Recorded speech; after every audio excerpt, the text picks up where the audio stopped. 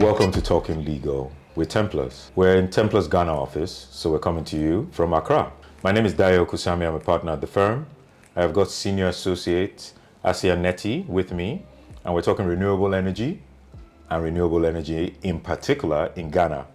So Aasiya, why don't you just lead us off with, brief overview of renewable energy as well as the regulatory regime in Ghana.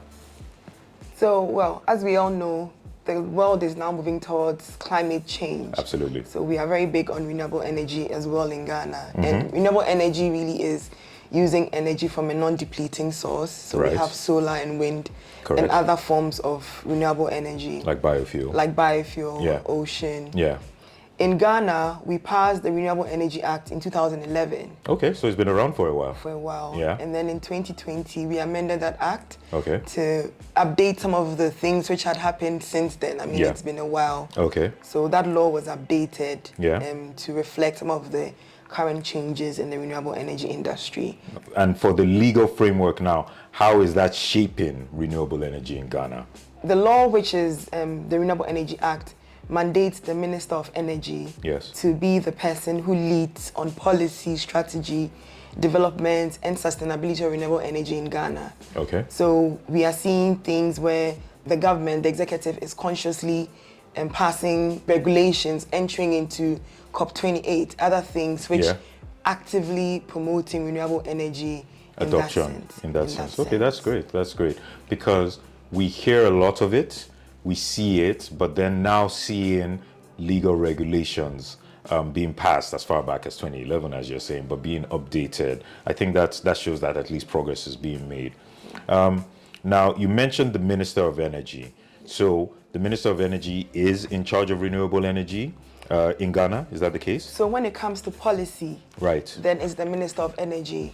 But then the Renewable Energy Act gives the regulation of the industry to the Energy Commission. Ah, okay. So the All right. Energy Commission is the technical regulator for the industry, Okay. dealing with things like the specifications of equipment for Okay. licensing, Okay. the licensing regime, net metering, Okay. all the basic things or the technical things that go into regulating a renewable energy sector Yeah. is left in the hands of the Energy Commission. Okay. And they partner with the Public Utilities Regulation Commission Okay. with things regarding pricing and Right. setting the pricing for renewable energy that's been generated. Okay, the tariffing and all that. Exactly. And then Okay. also collaborates with the Environmental Protection Agency, Okay. Water Resources Commission, the Okay. Ghana Standards Authority. Yeah. Because all equipment and things that come into Ghana need standards. Okay. So those are some of the things that some of the other regulators that work with the Energy Commission Okay, together to kind of regulate the value chain Exactly.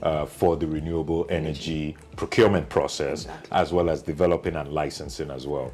Okay, so that's good. Now, can anyone go into renewable energy? Are there limitations regarding size of company? Clearly, you need a license. Ghanaians, obviously, or at least I would hope so, can't get involved in renewable energy. Of course, I'm being facetious.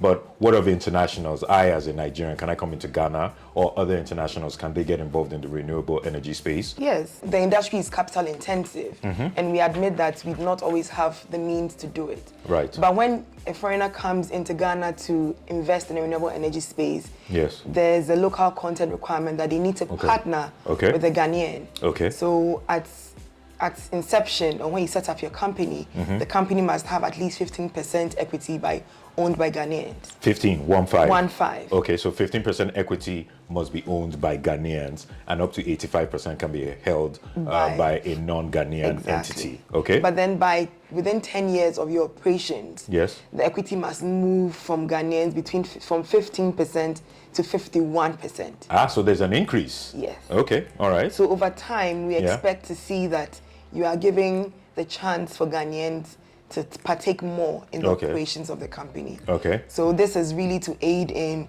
transfer of technology, Absolutely. to build the Ghanaian expertise within that and industry. capacity within this sector as well. And it's fairly common. We have local content requirements in Nigeria.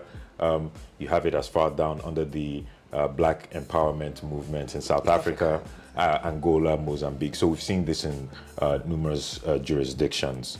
Now, what are you seeing regarding, one, the transactions you've advised on from TEMPLARS Ghanaian perspective, but what are the off-take arrangements that you're typically seeing on the utility scale of things? So at TEMPLARS Ghana, we, like you mentioned, we have advised on a few renewable energy projects. Yes. And typically what the part that we have advised on are people who are within the installation and maintenance side of things on a commercial scale. Yeah. So what that means is that investors who usually come in, they have set up a company and they set up installation of solar facilities for factories, for manufacturing companies, for schools, for people within in commercial ventures who need large offtake of power. Offtake of power. So would it be correct to say it's the CNI aspect? We call it commercial and industrial in Nigeria. So they're developing solar projects for CNI. So for commercial and industrial purposes. We've done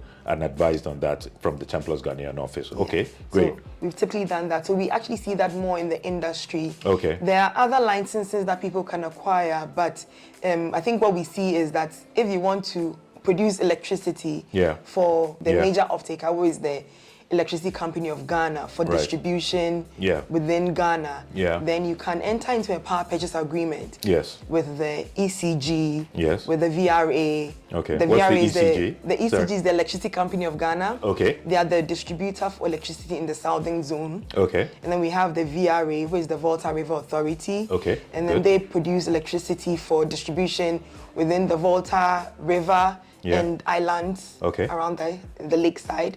And then we have the Northern Electricity Development Company, which is the NETCO, they provide electricity for the northern sector of Ghana. So we have these three distribution companies who are the main distributors of electricity in Ghana. You can enter into agreement with any of them by power purchase agreement. And then this power purchase agreement would enable you to distribute power across Ghana through the electricity distributor. However, the law, which is the Renewable Energy Act, requires that before you enter in such a power purchase agreement, it has to be done by way of competitive procurement. I see you slightly there. So by competitive procurement, this basically means that you cannot go and see the distributor on the side to say, I want a power purchase agreement. If the distributor, the PURC, together with the Energy Commission, at the inception of every year, decides how much, they determine what the installed capacity is, and then how much extra is needed to make sure that everybody in Ghana gets the required electricity. So if there's a shortfall of what is required from the installed capacity, so then a competitive procurement is opened up. To obtain the best pricing possible. Right, Exactly. So it's opened up, and by way of an public auction, you can then tender in and say, this is how much I want to offer for you for this level of electricity that's going to be produced. And if that is agreed, then you enter into a power purchase agreement based on the terms that you have tendered. And then you can then distribute electricity to the network. So Aasiya, thank you for that. You've given us an overview, legal regulatory, you've kind of dived down into transaction-specific elements, which I like. Especially with the commercial and industrial, we've talked about the grid now. What are the developments and movements you're seeing from your practice here in TEMPLARS Ghana that might give us a look ahead into how the markets might be framed from a renewable energy perspective as well as electricity generation? Thank you, Dayo. So from some of the clients that we've advised, what we see is that some of them have wanted to go into the wholesale electricity supply space. What we saw was that the Energy Commission had placed a suspension on the issue of wholesale electricity licenses and then entering into power purchase agreements with the commercial distributors. So this... What does that mean to the layperson? So what this then meant was that ECG, VRA, NETCO could not purchase power from any of the suppliers in the renewable energy space. So Okay. They couldn't. Yeah. So because of our obligations that we had signed up to in the international spaces regarding climate change, Right. it meant that we had to review that suspension. Okay. And so in April 2023, the ban was lifted, which Okay. would then allow operators to obtain the wholesale supply license to be able to distribute electricity to the grid through ECG, VRA, or NETCO. Okay. However, we're also seeing on the market that the Energy Commission, even though this ban has been lifted, has not issued any new licenses. Right. And they say that they are currently working on the guidelines to enable the power purchase agreement, when they are entered into, to be operated properly. Right. We are still hoping that these regulations will come out at the earliest time, because we actually have clients who are interested, in have pushing done this forward, a lot of work, Yeah. engaged with the Energy Commission. Okay. And so there's actually a good collaboration between the Energy Commission and operators within the industry. Okay. However, we are still waiting for the guidelines to be issued. So we need that bureaucratic bottleneck to kind of be opened up. Exactly. Because that in turn will open up the renewable energy generation space, would also lead actually to a lot more of foreign direct investment.